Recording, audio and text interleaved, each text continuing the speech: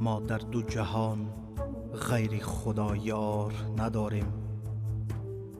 ما جز غم او هیچ دیگر کار نداریم. مسکین و فقیریم به کاشانه دنیا، بر نیک و بدی هیچ کسی کار نداریم. نی مست شرابیم و کبابیم و ربابیم، پروای می و خانه خمار نداریم.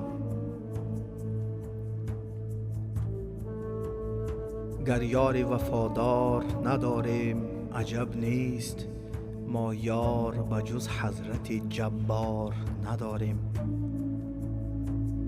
ما مست الستیم به یک جرعه چو منصور، اندیشه فتوا و سری دار نداریم. ما شاخ درختیم پر از میوه توحید، هر رهگذر سنگ زند عار نداریم.